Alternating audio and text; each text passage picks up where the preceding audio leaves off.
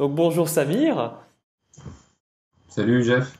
et bonjour à tous ceux qui nous regardent. Alors aujourd'hui j'ai le plaisir d'inviter Samir que j'ai rencontré dans le cadre d'un petit déjeuner BNI.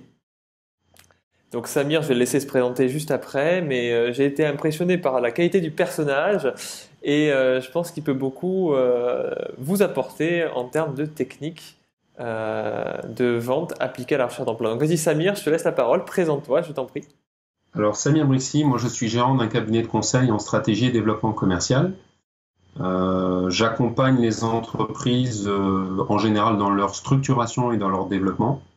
Je fais ça depuis une dizaine d'années et on intervient également sur ce qu'on appelle des études de marché, c'est-à-dire qu'on va définir potentiellement des segments d'activité sur lesquels les entreprises peuvent se positionner et on va les accompagner à identifier ce qu'on appelle les facteurs clés de succès et ensuite à développer la stratégie marketing et commerciale et toute l'organisation de la structure pour pouvoir pénétrer des marchés. Voilà. Donc, c'est génial. Donc écoutez, hein, si vous êtes content des conseils que vous auront donné Samir, que vous aura donné Samir, et que vous connaissez des entreprises que ça peut aider, ben voilà, je mettrai le lien vers son site internet en bas de cette vidéo et de l'article, et comme ça vous pourrez rediriger à qui de droit. Super. Samir, c'est bon pour toi, tu es prêt? Ouais, oui, tout à fait. Top. Alors du coup, première question, donc quel conseil, quelle technique de vente conseillerais-tu à un chercheur d'emploi pour maximiser ses chances de succès? Alors, je vais faire un parallèle avec, pour le coup, tu l'as dit, technique de vente, mais je vais vraiment faire un parallèle avec les techniques de vente. Le premier conseil qu'on peut donner et qu'on donne à quelqu'un qui se prépare, quelqu'un qui va essayer d'aller vendre et qui, du coup, qui va se vendre encore plus, c'est la préparation. Donc, on considère qu'aujourd'hui, 80% du succès, c'est la préparation. La préparation, ça veut dire que d'abord, je connais mon CV. Il y a encore beaucoup de candidats qui vont et qui connaissent pas très très bien leur CV. Donc ils ont écrit des choses. Alors on sait de l'autre côté, les recruteurs savent que souvent les gens racontent un peu n'importe quoi sur les CV. Donc ils vont avoir tendance à vérifier que les gens connaissent vraiment leur CV, qu'ils sont capables d'expliquer ce qu'ils ont fait, leurs expertises, de donner des références, de donner des situations qu'ils ont vécues. Donc un, je me prépare. Deux, si je postule à une entreprise, ça veut dire qu'aussi dans ma préparation, je connais l'entreprise. Et potentiellement, je connais aussi la personne qui va me recevoir. Donc, connaître la personne aujourd'hui, c'est facile. Hein. On a des réseaux qui existent, on a LinkedIn, on a Facebook, enfin, il y a Google. Donc, il suffit de taper le mot, le nom, le prénom de la personne qui va nous recevoir, le nom de l'entreprise, et ensuite de s'informer sur les valeurs de l'entreprise, ce que veut faire l'entreprise, qu'est-ce qu'elle recherche, quelles sont les compétences qu'elle intègre, quels sont les grands axes stratégiques, je dis toujours, de l'entreprise. Plus on va en savoir sur l'entreprise et sur l'interlocuteur qui va nous recevoir, plus on a de chances de montrer qu'on est professionnel, plus on a de chances d'être capable de préparer son discours aussi. Donc c'est vraiment la préparation. Donc première des choses, on se prépare. Voilà. Une fois qu'on s'est préparé, en technique de vente, il y a une première étape qu'on appelle la phase de contact. Cette phase de contact, en fait, elle s'appuie sur ce qu'on appelle les 4x20. Donc les 4x20, c'est les 20 premières secondes, les 20 premiers mots, les 20 premiers pas, les 20 premiers gestes. Et en fait, l'objectif, c'est quoi? C'est de dire qu'au moment où je dis bonjour à la personne qui est en face de moi, au moment où je vais me présenter, elle va se faire son avis sur est-ce que ce candidat que je suis en train de recevoir, c'est le bon? Et est-ce que ce candidat que je vais recevoir n'est pas le bon? Et on dit souvent, en technique de vente, il y a une phrase qu'on apprend à tous les commerciaux, on n'a qu'une seule occasion de faire une première bonne impression. Donc, c'est exactement la même chose sur le recrutement. Et il y a même une étude qui a été faite auprès de 1000 DRH, où on a interrogé les DRH et on leur a dit, voilà, vous avez recruté des candidats, vous en avez refusé d'autres, expliquez-nous ce qui se passe. Et on s'est rendu compte qu'en fait, en 2 minutes, les DRH se font un avis positif ou négatif sur le candidat. Et ce qui est terrible, c'est que, et je vais prendre 3 cas différents pour expliquer vraiment les choses, c'est on a un candidat qui est excellent sur le CV, qui rate son entrée, qui devrait avoir le poste, parce que vraiment, il a toutes les compétences, les expertises, les références. Mais s'il a fait une mauvaise impression, et en fait, pendant le rendez-vous, ce qui est pire, c'est que le DRH, il va essayer de le détruire. Et il va carrément conforter sa première opinion. C'est-à-dire qu'il ne va pas essayer de se dire « je me suis planté ». Il va se dire « non, j'ai raison, ce candidat n'est pas bon, donc je vais me prouver qu'il n'est pas bon ». Donc il va le détruire. Et donc on peut jouer à l'inverse. Un candidat qui est très très bon sur les 2 premières minutes, même s'il a un CV qui n'est pas excellent, le RH il s'est fait son avis et il va essayer aussi de la même façon de le récupérer. Donc il va lui tendre des perches, il va être plus sympa, il va rigoler, il va le mettre à l'aise, il va trouver des circonstances atténuantes. Voilà. Donc l'objectif, c'est quoi? C'est qu'il y ait le fond qui soit bon, mais il faut aussi que la forme elle soit excellente. Voilà. Donc ça, c'est vraiment ce qu'on appelle, nous, la phase de contact qu'on a en technique de vente, mais pour le coup qu'on a vraiment, parce que la technique de vente, approcher à quelqu'un qui vient pour chercher un job, c'est vraiment, cet aspect-là est très important. Voilà. Je fais juste une parenthèse, Samir, je crois que tu es un des intervenants les plus clairs que j'ai jamais eu jusqu'à présent. Donc je tenais à te féliciter parce que pour l'instant c'est super, c'est limpide. Après j'aurai quelques questions pour te challenger un peu, mais vas-y, je te laisse continuer du coup. Bien sûr. Alors un dernier élément aussi, alors ça je l'ai remarqué quand je faisais de temps en temps que j'accompagne des alors j'accompagne, je vais dire, j'ai pas fait la même chose que ce que tu fais toi, Jeff. Ouais. Ça m'est arrivé d'arriver en tant que chef d'entreprise pour aider des personnes qui sont à Pôle emploi à trouver un job. Et ce que je remarque, et souvent ce que j'ai entendu, c'est de dire oui, mais la relation est déséquilibrée parce qu'en fait, nous, on est à la recherche d'un emploi et la personne qui est en face de nous, c'est un recruteur, il a envie de nous tuer, il a envie. Et souvent, je leur ai tenu le discours suivant en leur disant, bon, ok, aujourd'hui, vous cherchez un job, imaginez que le recruteur qui vous a reçu, là, qui vous reçoit, qui est en train de vous recevoir, qui va recevoir, la veille, il a été convoqué par son grand patron. Et le grand patron lui a dit la chose suivante. Cher ami, ça fait 5 fois que tu recrutes quelqu'un et ça fait 5 fois que la personne part au bout de 2 mois. Donc, le candidat que tu vas recruter demain, s'il ne reste pas, tu es licencié. Et à ce moment-là, qui a le plus de stress? Est-ce que c'est celui qui vient, qui est à Pôle emploi et qui cherche un job, ou est-ce que c'est le gars qui recrute? Donc, si on part de ce principe-là en se disant qu'on est dans une relation équilibrée, on n'a pas une posture de « s'il vous plaît, je veux travailler », on a une posture de « j'ai vraiment quelque chose à vous apporter ». Et à ce moment-là, la relation est équilibrée, on est plus en confiance. Quand on est en confiance et pas stressé, ça veut dire que derrière, on est capable de se mettre en valeur de façon, d'être plus pertinent, d'être plus à l'écoute, et on arrive à être plus performant et en général à pouvoir décrocher quelque chose. Voilà, donc ça, c'est une des clés où il faut se dire la personne qui est en face de moi peut aussi, elle, être dans une situation stressante. Donc, qu'est-ce que je fais pour que ça se passe bien? C'est génial. Parce que non seulement on arrive avec une offre de service à lui proposer, et en plus, on va faire tout pour le mettre à l'aise. Du coup, on ne peut que se faire bien voir à ce niveau-là, quoi. Complètement. C'est génial. Est-ce que tu voulais rajouter quelque chose, Samir, ou je te pose quelques questions pour challenger ce que tu as dit? Alors, je rajoute une dernière chose. Vas-y. En technique de vente, ça c'est quelque chose qui est assez intéressant. On utilise ce qu'on appelle les mobiles d'achat. Alors, qu'est-ce que les mobiles d'achat, alors grand mobile d'achat, on considère qu'une personne qui veut acheter quelque chose, une voiture, un ordinateur, à manger, elle a ce qu'on appelle des mobiles d'achat, ce qu'on appelle souvent des profils psychologiques. Il y a une technique qui est assez simple à retenir, qui s'appelle le SONCAS. Alors le SONCAS, c'est S-O-N-C-A-S-E. Ok. S, ça veut dire sécurité. O, ça veut dire orgueil. N, ça veut dire nouveauté. Le C, c'est confort. Le A, c'est argent. Le S, c'est... SONCAS. Le dernier S, c'est sympathie. Okay. Et à la fin, on a un E qui veut dire écologie. Ces grands mobiles d'achat signifie qu'en fait, lorsqu'une personne fait un acte d'achat, elle a en général un profil qui est majoritaire. Je m'explique, je veux acheter une voiture pour ma famille, j'ai une grande famille, je veux acheter une voiture confortable. Donc mon objet, c'est d'aller acheter peut-être un grand Scénic, d'aller acheter un véhicule qui va répondre à ma demande de confort. Je suis une personne qui a un super job, je vais plutôt m'acheter une voiture sous le O, donc plutôt orgueil. Je vais m'acheter peut-être un coupé sport.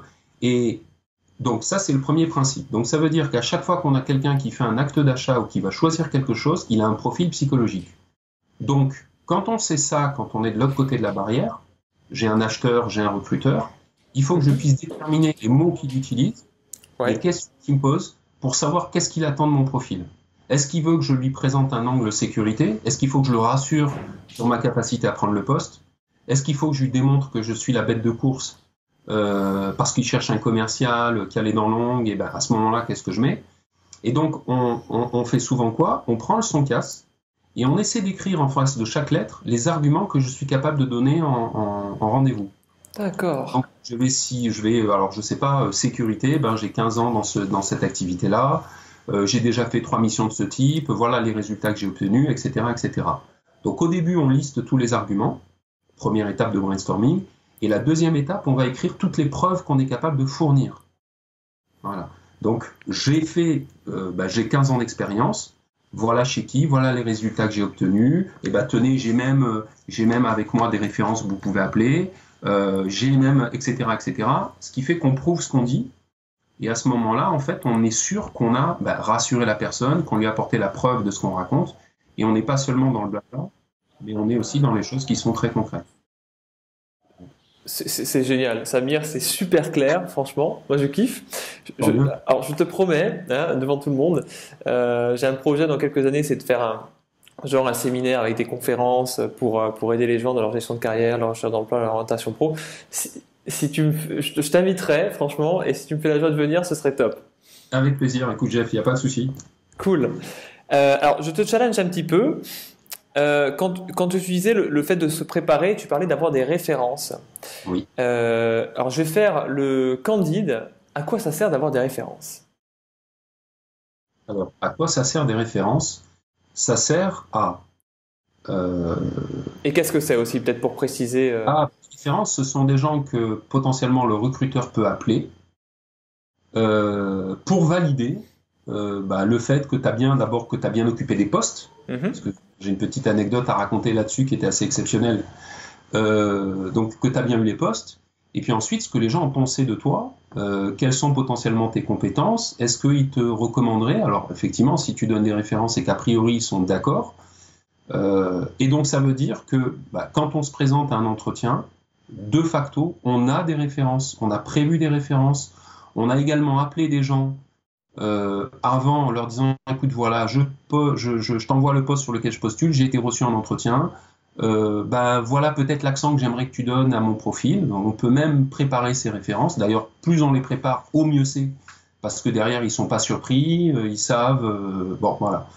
Donc il faut vraiment faire ça. Donc les références, c'est une liste de profils, c'est une liste de personnes avec des numéros sur des postes différents qu'on a pu avoir. Alors ça peut être des clients, ça peut être des hiérarchiques, ça peut être des fournisseurs, ça peut être des partenaires, ça peut être vraiment des gens différents, ça peut être des gens avec qui on a fait des bilans de compétences parce qu'on s'est repositionné et donc on a quelqu'un qui est spécialiste et qui nous a accompagnés.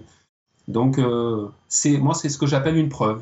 Voilà. C'est une preuve quelqu'un qui va pouvoir prouver que vous êtes bon, quelqu'un qui va pouvoir prouver plein de choses. Donc voilà, ça sert vraiment à ça les références, à donner du crédit à votre candidature et à faire en sorte que vous ayez quelqu'un qui parle de vous de façon favorable.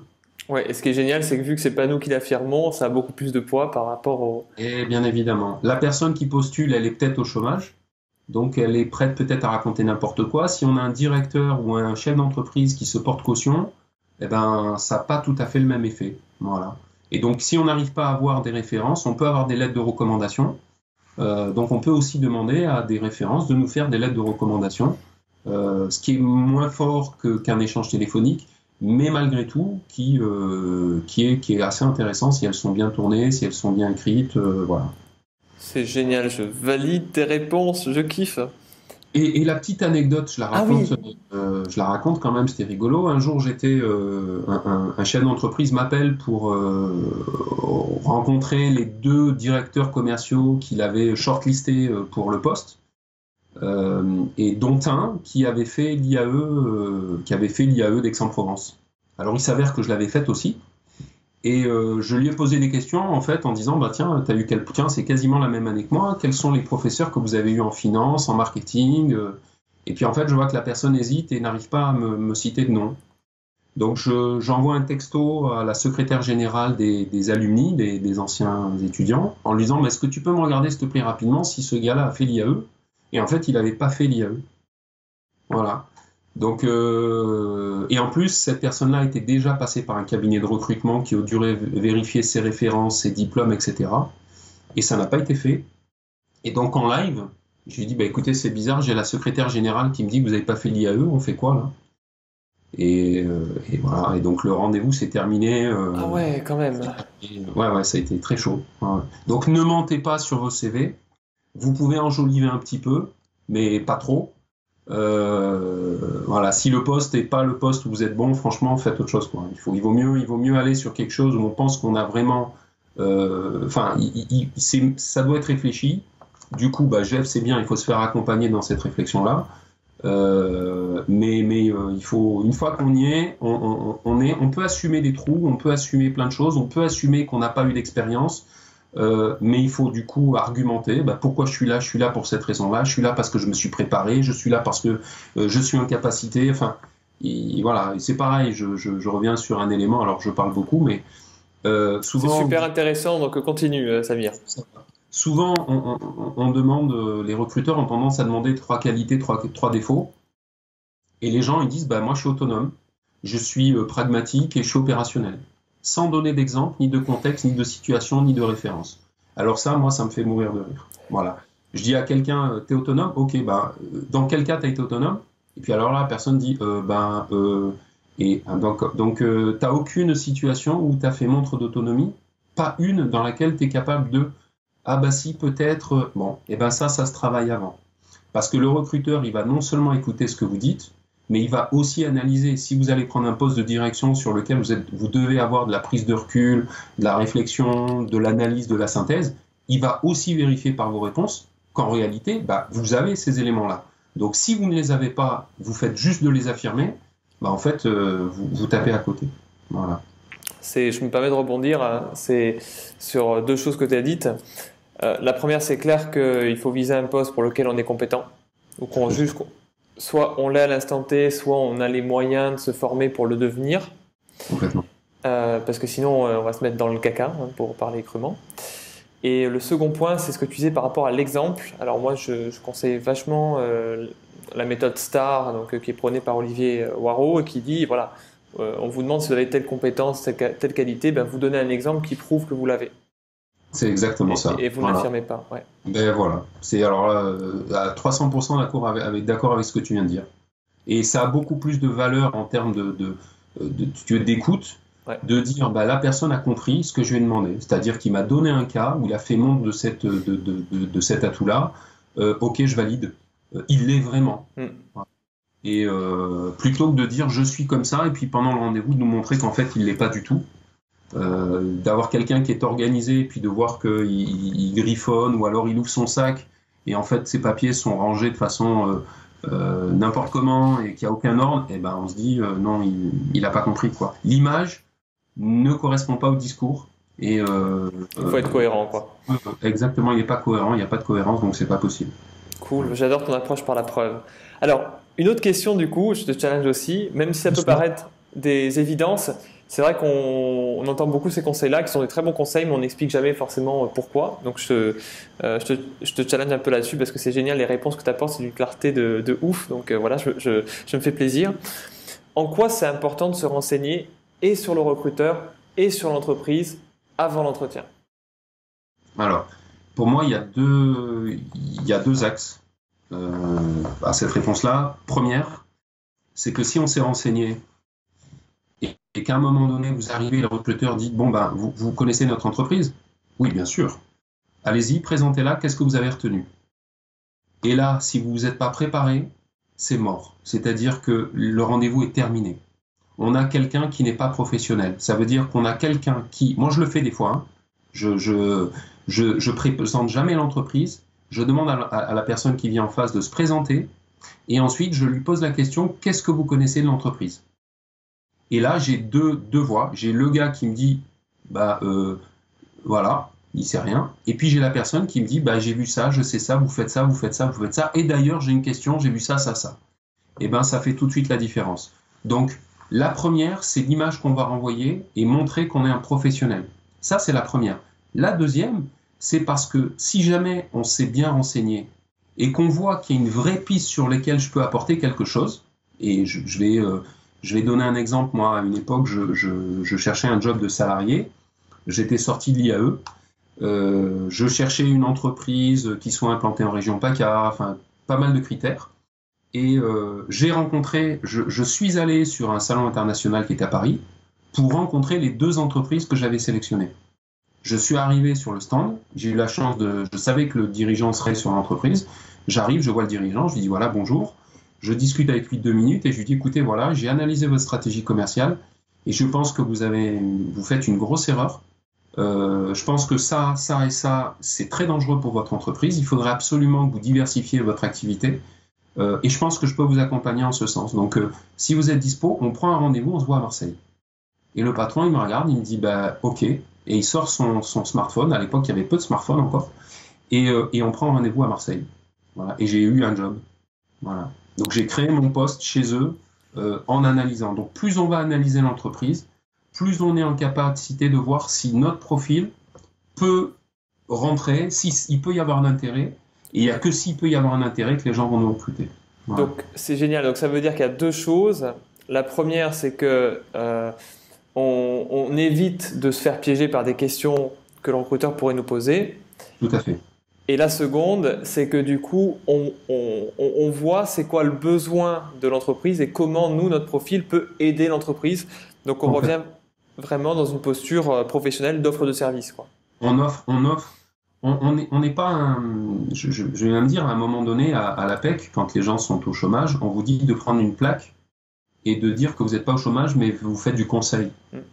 Je pense que c'est une grosse erreur parce qu'il faut avoir la posture du conseil, mais dans la logique de recherche d'emploi, il faut arriver en se disant je suis directeur commercial, je suis responsable qualité, je suis assistant. C'est quoi le bénéfice pour l'entreprise de mon profil et en quoi je vais aider l'entreprise à aller plus rapidement dans ses objectifs? J'essaie de réfléchir à quelle est ma valeur ajoutée et puis ensuite, qui c'est qui recherche une valeur ajoutée dans mon entourage, quel type de poste, et à partir de là, je cherche l'entreprise qui va rechercher qui a ce besoin-là et puis ensuite, je vais travailler pour vérifier si c'est le cas. Potentiellement, je peux même appeler des gens qui connaissent l'entreprise en disant mais écoute, voilà, ils recherchent une assistante commerciale ou ils recherchent un commercial et d'après toi, c'est quoi les valeurs, qu'est-ce qu'ils recherchent, pourquoi, comment, tiens, ça fait 3 fois qu'il y a une personne qui s'en va, qu'est-ce qui se passe? Et on peut réussir à récupérer des informations très pertinentes. Voilà. C'est génial, oui. Et dernier élément sur ce volet-là, si en plus on essaie d'activer un petit peu son réseau, on peut des fois avoir des introductions. Et on sait que une introduction quand même, déjà il y a un marché, ce qu'on appelle le marché caché de l'emploi, et si en plus on a une introduction, on sait que quand même on a un gros avantage sur un rendez-vous dans une entreprise, ça c'est certain. Voilà. C'est génial parce que non seulement tu parles du coup de savoir c'est quoi nos compétences, donc ça démarre par une introspection. Tout à fait. Ensuite, le fait de se renseigner, d'appeler des gens pour avoir plus d'infos sur l'entreprise, c'est une astuce super. Et pareil, tu parlais du réseau, le fait de se faire recommander aussi. C'est clair, c'est comme quand on cherche un plombier ou un bon médecin, c'est ce qu'on fait, quoi. La confiance, ça passe par là, quoi. Et par rapport au recruteur, alors, du coup, Samir, à quoi ça sert de se renseigner sur lui? Le recruteur, c'est d'abord un être humain. Et je vais faire le parallèle là pour le coup par rapport à un acheteur dans une centrale ou par rapport à un client qu'on rencontre.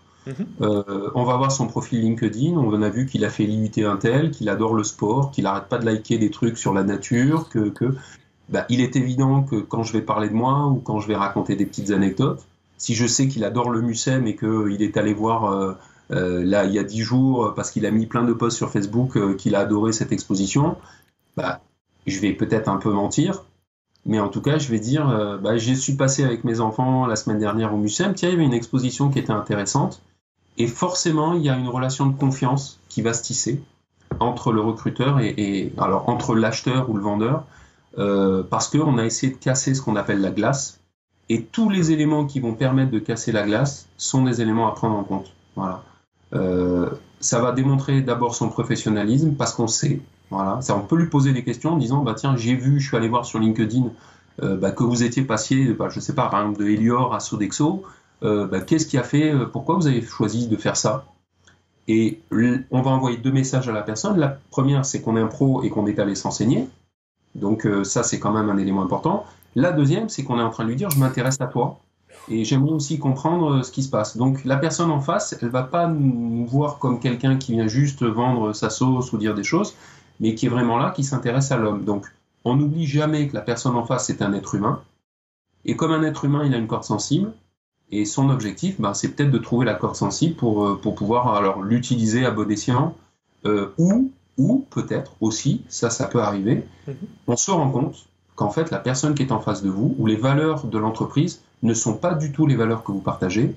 Et on peut se dire aussi, j'ai postulé à cette boîte, mais je me suis complètement planté. Les valeurs que je perçois là du dirigeant ou du RH sont pas du tout celles qui sont affichées sur Internet. Et cette boîte, j'ai pas envie d'y travailler.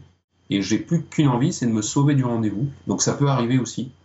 Donc plus on arrive à se renseigner, moins ça peut arriver. Et puis en plus, on fait son job, on fait un job de pro, quoi. Voilà. On arrive, on est professionnel, on est préparé, on met de l'humain, et puis ensuite on voit derrière comment ça fonctionne. Voilà. Ah ouais, c'est super important ce que tu dis là. Moi, je valide complètement, surtout pour les valeurs de la boîte et des gens qui travaillent. Parce que pour avoir intégré, j'ai bossé pendant 2 ans pour une entreprise, je partageais pas du tout les mêmes valeurs que mon chef. Et c'était juste une torture le matin que ne serait-ce que de boire le café, quoi. Tu vois, donc, là, tu peux pas y rester, quoi. C'est-à-dire qu'à l'intérieur, j'ai des gens qui me disent, là, je discutais avec une personne qui travaillait chez Casino, le groupe Casino, qui aujourd'hui est assistante comptable dans une petite entreprise artisanale, et qui me disait, les 2 dernières années, j'ai été très très bien pendant 15 ans chez Casino. Et là, depuis 2 ans, en fait, j'avais un patron qui a changé. J'avais la boule au ventre tous les matins quand j'allais travailler. Elle m'a dit, j'ai fait un bilan de compétences, je suis parti, et aujourd'hui, je suis dans une toute petite boîte, mais je m'éclate, c'est bien, je suis content, j'arrive avec le sourire. Et en fait, souvent, alors effectivement, je dois faire de l'alimentaire, il faut que je trouve un job, j'ai une famille à nourrir, donc au début, je fais la fine bouche. Enfin, je fais pas la fine bouche, il faut que je bosse. Donc oui, mais après, sincèrement, quand on a la possibilité de se poser, de se dire, maintenant j'ai un job, sur un CV, il y a marqué que j'avais un job, et peut-être que je peux aller maintenant me poser la question de qu'est-ce que je veux vraiment. Et puis, je suis du coup beaucoup plus monnayable parce que j'ai un job. Et donc, les gens, je peux dire, je suis en poste aujourd'hui, moi, voilà ce que je recherche, je peux l'affirmer, j'ai pas honte. Je suis pas estampillé Pôle emploi, chômeur, loser, etc., etc. Je suis, en poste. J'ai décidé de prendre mon destin à 2 mains. Et voilà, j'ai envie de ce poste parce que je pense qu'il correspond le mieux à moi, à ce que je suis, à mes valeurs. Et là, pour le coup, on est excellent. C'est-à-dire qu'en rendez-vous, quelqu'un qui arrive comme ça, vous avez juste envie de l'embaucher. Hein. Voilà. Je valide complètement ce que tu dis, Samir. J'aime bien cette notion de stratégie, de dire que, voilà, pyramide de Maslow, d'abord, on prend un job où vraiment on s'alimentaire pour sortir de cette situation qui n'est pas forcément très agréable à vivre. Ensuite, du coup, on a quand même... on met en place l'adage l'habit ne fait pas le moine par rapport aux recruteurs qui eux voient qu'on est en poste, donc ça reste positif, et on prend sa responsabilité en se disant ok, qu'est-ce que je veux faire, et puis maintenant que j'ai une stabilité, je construis au-dessus, quoi, sur des bases saines. J'espère que j'ai retenu, je crois qu'il y avait un élément que je voulais te dire en plus, mais il m'a échappé, mais ça fait partie du jeu, mais c'est super enrichissant. L'autre question qui me vient en tête, c'est comment on fait une première bonne impression? Alors, je reviens sur les 4 x 20. Les 20 premières secondes, les 20 premiers pas, ce qu'on appelle les 20 cm du visage et les 20 premiers mots. Ça veut dire que je me présente clairement, j'avance avec un pas assuré, j'ai pas les mains moites, je souris, je parle haut, clair et fort. Je mets de l'énergie à ce que je fais. Et pour faire ça, il y a des gens qui sont pas à l'aise, donc il faut se préparer. Donc je m'entraîne. Et puis quand on s'entraîne, en général, on est meilleur. Au début, on est un peu moins bon. Aujourd'hui, on a des outils, on peut se filmer, on peut s'entraîner avec d'autres. Enfin, je veux dire, il y a plein d'outils qu'on peut faire. On peut mettre son téléphone, puis s'enregistrer. Et du coup, on sera certainement meilleur. Donc, c'est souvent, voilà, j'arrive, je dis bonjour, clairement, je me présente, j'articule correctement. Il y a un élément en communication, on utilise, on a souvent un camembert, on découpe la communication en 3 camemberts, il y a 3 parts dans la communication, il y a les mots, il y a la gestuelle et le verbal. Voilà. Et donc, quelqu'un qui arrive et qui est tout penaud, qui est fermé sur lui-même, qui parle très doucement, il vous inspire pas confiance. Quelqu'un qui est exubérant, qui fait des grands gestes, qui bouge, qui saute, qui arrive pas, c'est pareil. Le message va être complètement, on va pas l'écouter. Et quelqu'un qui du coup arrive avec une énergie, avec des pas, qui utilise les mots, les mains, qui sourit, qui appuie les choses, le message va passer sans aucun souci, va avoir beaucoup plus d'impact. Et à ce moment-là, on a fait une première bonne impression.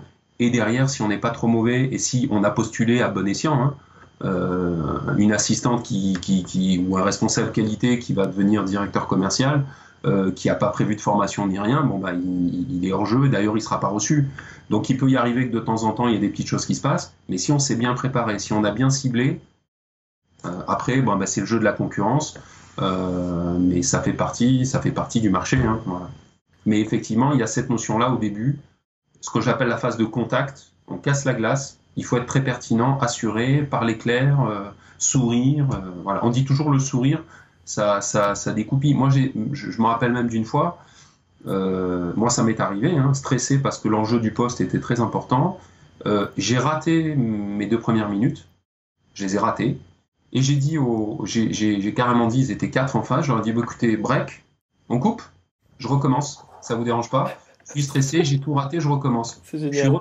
Je suis ressorti de la salle, je suis revenu, je me suis réinstallé, j'ai parlé de 2 minutes, au bout de 3 minutes, en fait, ils m'ont applaudi, ils m'ont dit « Monsieur Brixy, super, vous avez bien fait, vous étiez stressé, ouais, voilà. » Et du coup, ça m'a détendu, et on a continué derrière la discussion, et voilà. Et j'ai refusé le poste à la fin, parce qu'il ne correspondait pas vraiment à ce que je voulais. Voilà.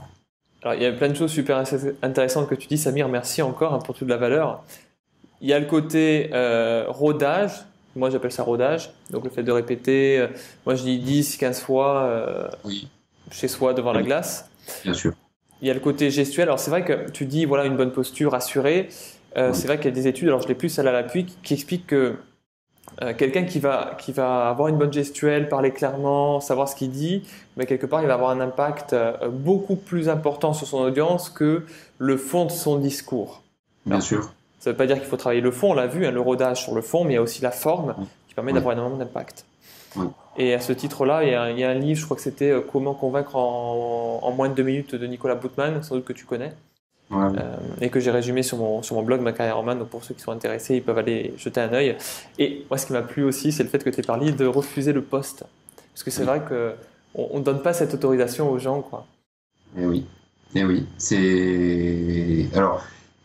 Alors, on refuse un poste, et peut-être qu'à un moment donné, au début, je disais on fait de l'alimentaire, et puis après on prend de la maturité en âge. Et à un moment donné, on sait ce qu'on veut et on sait ce qu'on veut plus. Alors des fois, on ne sait pas encore forcément ce qu'on veut, par contre, on sait vraiment ce qu'on veut plus. Et moi, une des notions qui a été la plus importante, ça a été la notion de valeur. Je suis quelqu'un d'honnête. Je sais pas mentir, je suis pas un voyou, je peux être un bon commercial, mais je vais vendre à quelqu'un qui a un vrai besoin.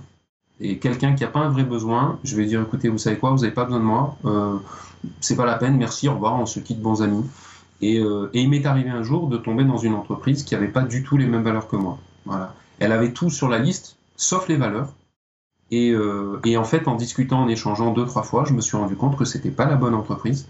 Et donc j'ai dit écoutez, non, merci pour le poste, mais non, ça va pas le faire. Voilà. Et on s'est quitté, voilà. Et d'ailleurs, j'ai même après, quand j'ai fait le métier de conseil, l'entreprise m'a appelé pour accompagner le nouveau directeur commercial. Et on a fait un tout petit bout de chemin parce que derrière les valeurs allaient toujours pas et je pouvais pas les accompagner, c'était pas possible.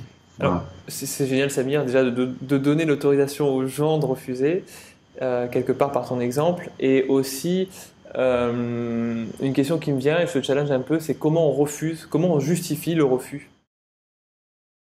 On justifie le refus pour moi simplement en expliquant les raisons qui font qu'à un moment donné il n'y a pas d'équation entre ce qu'on nous propose et qui on est et ce qu'on a envie de faire. Donc par rapport tu veux dire expliciter nos valeurs en disant que... Bien sûr, en disant écoutez voilà, ou alors ça peut être des compétences. Ça peut être, écoutez, voilà, par rapport à ce que vous me demandez, par rapport à ce que moi je pense être capable de faire, je pense que ça ne pourra pas aller et je préfère ne pas vous faire perdre de temps. Je suis un professionnel, vous êtes des professionnels, je ne veux pas vous faire perdre de temps, je ne veux pas non plus en perdre. Ça peut être une chose.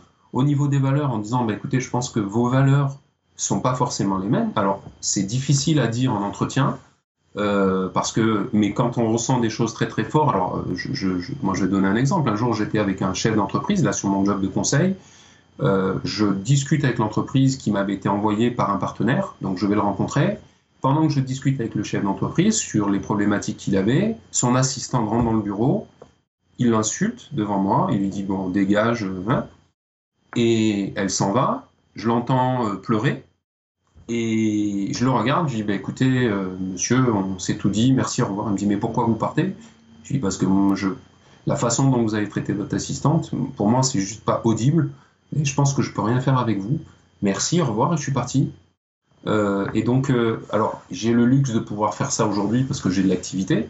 Mais si on se dit qu'on va rentrer dans une entreprise comme ça et que cette personne-là, ça va être votre hiérarchique, posez-vous la question, est-ce que vous avez envie dès le lendemain et en partant de chez vous, vous dire je vais arriver au boulot avec la boule au ventre? Non. Enfin, il y en a peut-être qui disent, et c'est audible, je n'ai pas le choix, il faut que je bosse, c'est de l'alimentaire. Ok, mais tu sais quoi, dès le premier jour, dès que tu as signé ton CDI, dès le lendemain, tu commences à chercher un autre job. Parce que de toute façon, tu vas pas y être bien. Donc, tu seras pas performant, tu seras pas bien, si les gens ont de la famille, derrière, la famille va trinquer parce qu'on va rentrer pas content, bref. Non, il vaut vraiment trouver quelque chose où on est bien, où on réalise quelque chose qui est intéressant. Et si on le fait que pour des raisons alimentaires, on le sait. Et à ce moment-là, on n'a pas non plus les mêmes exigences par rapport au poste. Donc on retrouve la notion de, quelque part, de responsabilité et de stratégie derrière. Complètement. Ouais. Merci énormément Samir. Alors il nous reste 3 minutes. Si tu as un seul conseil à donner, quel serait-il? Un seul conseil, moi je dirais que je vais rebondir sur l'activité que tu fais. Hein. Je pense qu'aujourd'hui il y a beaucoup d'outils. C'est très très important pour les gens qui se posent des vraies questions sur leur avenir de se faire accompagner. Moi j'ai eu la chance de faire un bilan de compétences à un moment donné avec des gens qui étaient super. J'ai quitté un job que j'avais, je suis reparti sur les bancs de l'école, j'ai changé de métier et aujourd'hui je fais ce que je fais depuis 10 ans, je m'éclate et je ne l'aurais, je pense, jamais fait si j'avais pas été accompagné. Donc le conseil c'est faites-vous accompagner. Si vous avez des vrais objectifs, définissez les vrais moyens que vous voulez mettre en face, parce qu'il y a des gens qui disent moi je voudrais, et qu'est-ce que tu mets en face en termes de temps, en termes d'implication, en termes de travail? Rien. Tu sais quoi? C'est pas possible, parce que Madame Irma, si elle existait, on le saurait, et puis, ou alors il y en a qui gagnent leur vie avec ça, mais du coup il se passe rien. Donc, je me fais accompagner. 2, si j'ai pris la décision de me faire accompagner, c'est-à-dire c'est un investissement, je mets de l'argent, je mets des moyens, je m'engage et je travaille. Et en général, on dit que les gens qui s'engagent et qui travaillent, ils ont des résultats. Donc, je ne m'inquiète pas pour les gens qui bossent et qui se font accompagner pour y arriver. Voilà, donc le conseil, c'est si vous prenez la décision de vous faire accompagner, à ce moment-là, vous vous mettez à bosser sérieusement et vous aurez du résultat parce qu'en face, les recruteurs, ils sont pas fous. Les gens qui travaillent, qui sont capables de fournir un effort et d'avoir du résultat, même dans leur stratégie de recherche d'emploi, ils s'en rendent compte et ils ont envie de les embaucher. Voilà. C'est génial. Merci Samir. Ça rejoint une notion aussi que je dis aux gens que je rencontre pour la première fois, c'est quoi le prix à payer? Qu'est-ce que tu veux et quel est le prix que tu es prêt à payer pour ça? C'est ça, exactement. Ouais, complètement. Voilà. Super. Merci infiniment Samir, merci à tous ceux qui nous ont écoutés jusqu'ici. Et puis tu me diras, donc on retrouvera ton lien parce que voilà, je trouve que c'est génial, tu nous as donné énormément de valeur et puis c'est un juste retour. Donc tous ceux qui connaissent les entreprises, qui au niveau de leur développement commercial, là, tu me dis si je dis juste, Samir. Bien sûr, oui. Ont besoin d'être boostés, qu'elles fassent appel à toi, quoi. Et voilà, exactement, super. Merci Jeff. À bientôt, ciao.